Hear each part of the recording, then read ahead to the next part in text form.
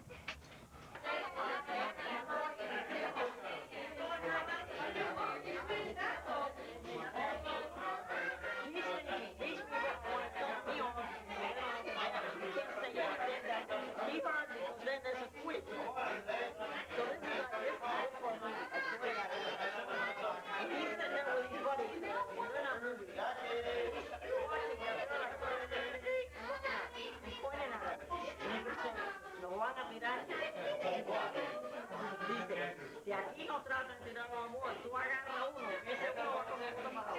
Yo me mataré porque se va a matar uno de ellos.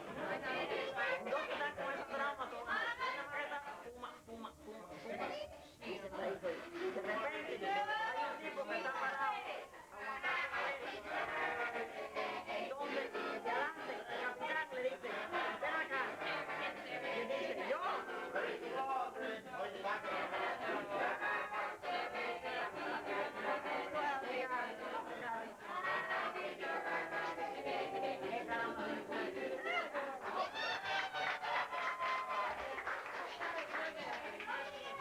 So anyway, the guy calls it. He goes over.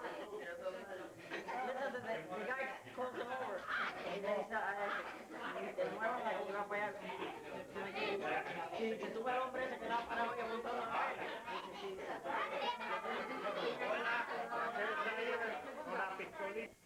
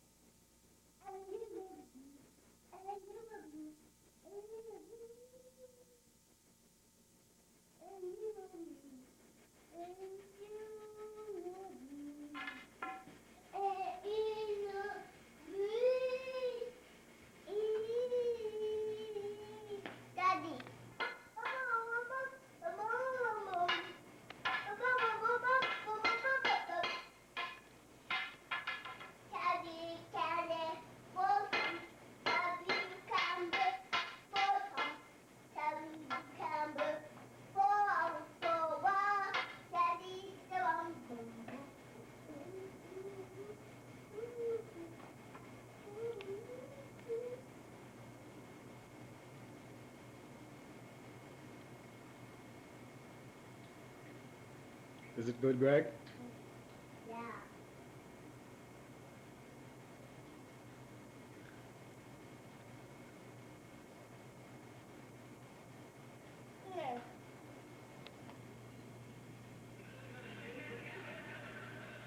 Bon appetit, my leader. Those eggs rolled up, delicious smells.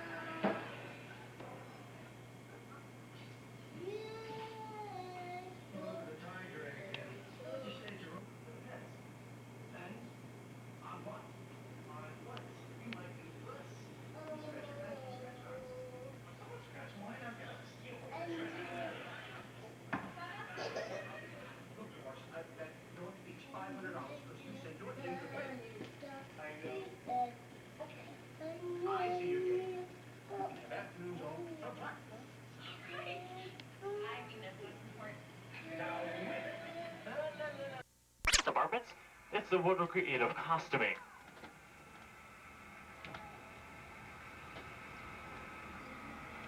Now in costuming, it all starts with the designer's sketches. Some of those sketches you'll see pinned up along the far side walls. From there, our talented seamstresses and tailors take over. Now they've been known to use over 175,000 yards of fabric each year to produce over 12,000 garments. And as we ran by in the window display cases there on the left, you'll see actual costumes worn by Julia Roberts, a Pretty Woman, Angela Bassett, and What's Love Got to Do with It, Whoopi Goldberg in Sister Act 2, Eldon Ryan Radcliffe in Dune series. Now we have more than 180 artists who design and manufacture all the costumes for our motion picture, television, and live entertainment needs. And here at Walt Disney World, we're very proud to say that we have the world's largest working wardrobe with over 2.5 million garments on property, and that number's going each and every day. Coming up next is some of our more technical areas is our studio's lighting, sound, and camera departments. Now this is where our technicians put together sophisticated equipment packages to be used here at the studios, as well as for numerous rock concerts, documentaries, and industrial films around the country. Mommy. Over here on the right-hand side of the shuttle is a very special Delta L-11 aircraft that's been modified for film and video production. When it's not factored in as custom-built hangar, you can find it on one of our sound stages, providing a very realistic set for commercials, training tapes, and even feature films. And most recently, it was used in a Warner Brothers picture called Passenger 57, starring Wesley Snipes. And finally, back over to the left-hand side, the last area we'll pass by is our scenic shop. And this is where carpenters construct and maintain all of the sets they're used to at the studios. Right now, they're working on sets for that new television series I was talking about, starring Dolly Parton, called Heavens to Betsy, that'll premiere later this fall on CBS. Now, as we exit the tunnel, coming up outside here ahead of us and to the left, we'll be passing by a portion of a standing set you just may recognize. It's the entranceway to Sterling Laboratories that was used in the film Honey, I Blew Up the Kids, starring Rick Moranis. And of course, you'll see parked there one of the 3 identical solar prop vans that were used in the filming of that movie.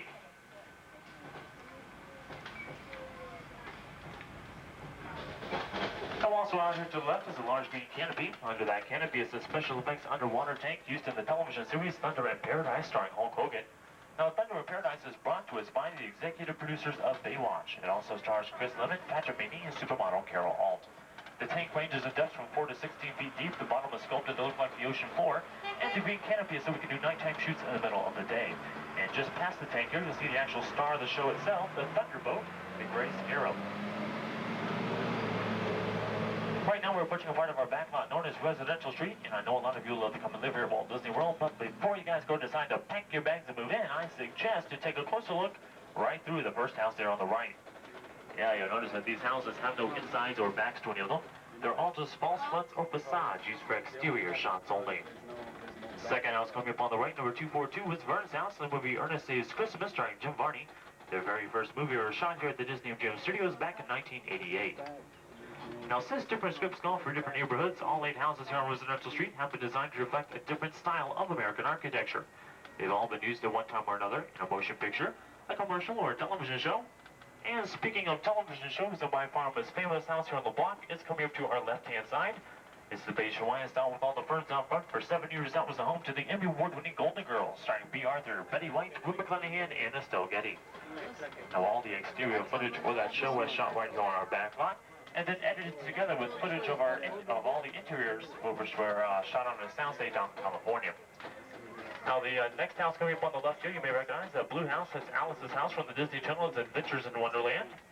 And then back across the street to the right, the 2-story peach facade is the home of the West Ends from Touchstone Television's hit comedy series Empty Nest, which stars Richard Mulligan, Diana Manoff, Dave Leisure, and Bear the Dog as Dreyfus. Now, of course, every neighborhood needs its own watchdog, and well, our neighborhood is no exception. We do have our own puppy here, but ours is 30 feet tall and smoking a pint. This is the Bulldog Cafe, used in Walt Disney Pictures' The Rocketeer. It's where the Flyers meet to eat in that movie. Well, just up ahead of us, we are approaching our urban counterparts, Residential Street. It's our New York Street. And, of course, with any big city, does come a little bit traffic. So we're holding it for just a few moments until we let the shuttle pass in front of us.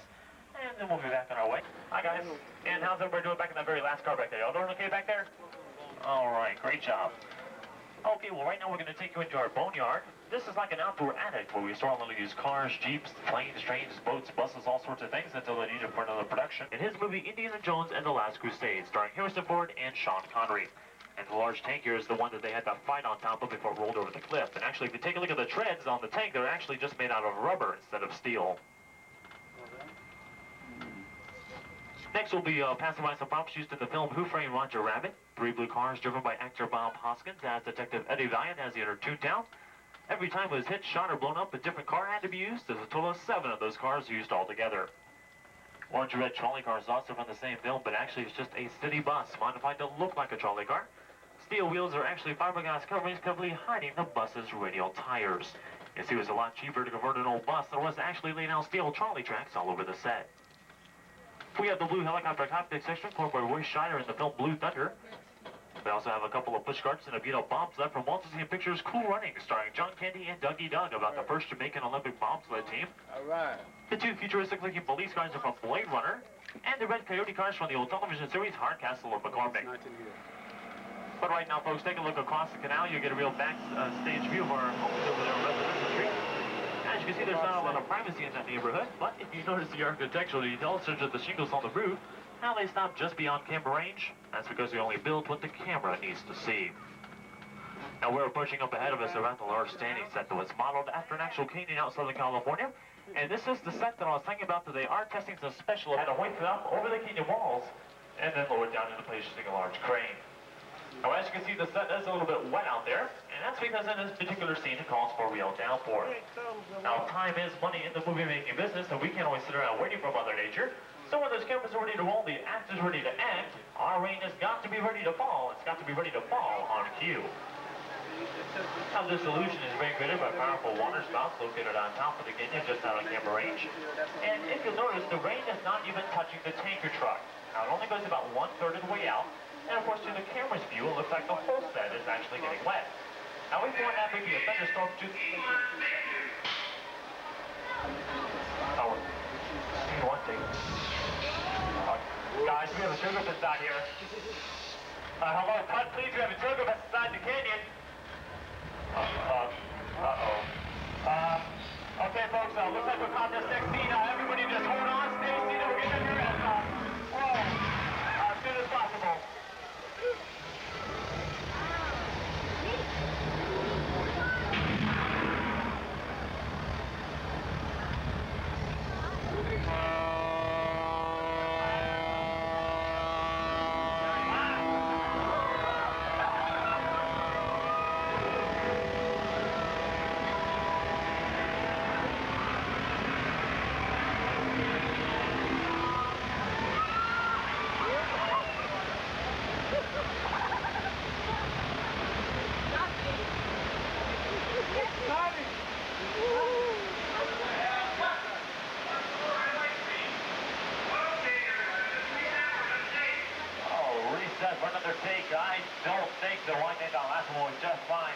How about you folks? How did everybody like Catastrophe Canyon? Did you like that? Yeah. All right. Well, right now we're going to get out of here, take you behind the scenes and show you how the catastrophes were actually created. We're out there when you were out there, Laura. And as you can see, folks, the tanker truck is already resetting itself for the next show. And yes, that was just the show. We were just pulling your leg. They are going to eat something in here. This is basically for your enjoyment and just to show you how real special that can be in the movie making business.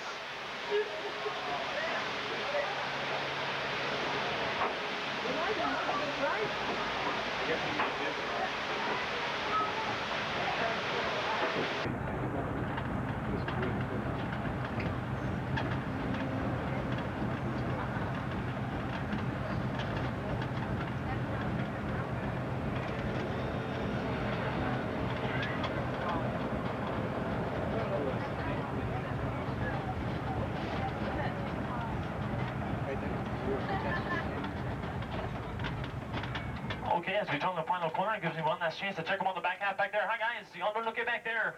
All right, everybody survived. Excellent. Great job. Okay, as we turn the corner, the first building off to the right is the Backlot Theater, the home to the Teenage Mutant Ninja Turtles. Of course, they make several appearances throughout the day when I check our Showtime guides for their next Showtime. They do about a 2-minute stage performance, and then they come down into the audience to sign autographs and take pictures with you. Now, also coming up here to the right is our New York Street Backlot. And, of course, throughout August, we will be celebrating the Summer Mini out there with a small marching band. And up here to the right, you'll see the large mechanical smoking monster. That's the original Toontown Dipmobile used by the evil Josh Newman in the movie Who Framed Roger Rabbit. Well, folks, right now this does bring us to the unload station, the end of the backstage studio tour. So as soon as we come to full complete stop, you want to look around, make sure you have those small personal belongings. Make those small children by the hand to watch your head and step as you exit. And if you will, please exit beyond the yellow line and the blue poles, especially if you have to set up any strollers. That's because these red doors will be closing down behind you. Then what you want to do is you want to head up towards the front of the shuttle, go inside our studio showcase.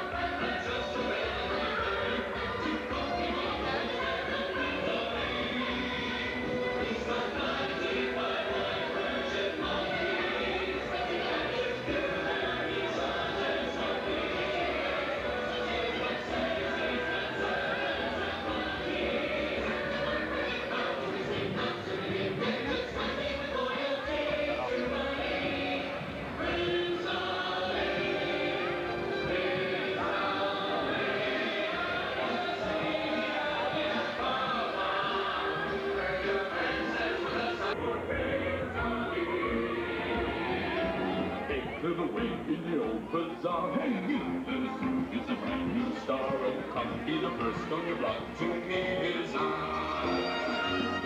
Make way, here it comes, ringing back the drum.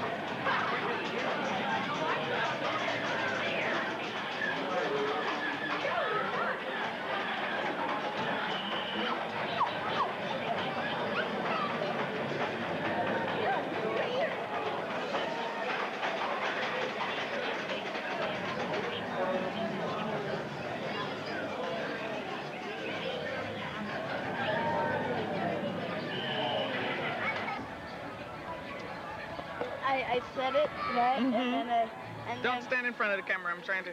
Tell me. and then I had to rehearse the lines, and then I recorded it. Mhm.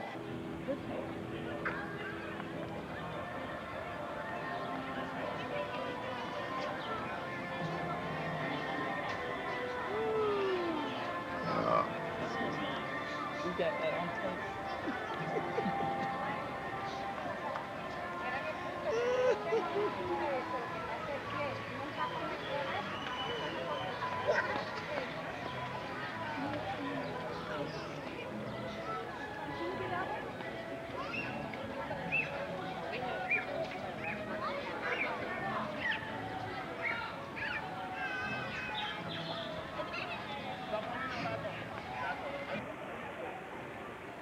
This way, Gregory.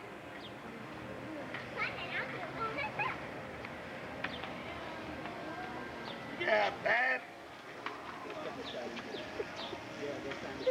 Try to help him.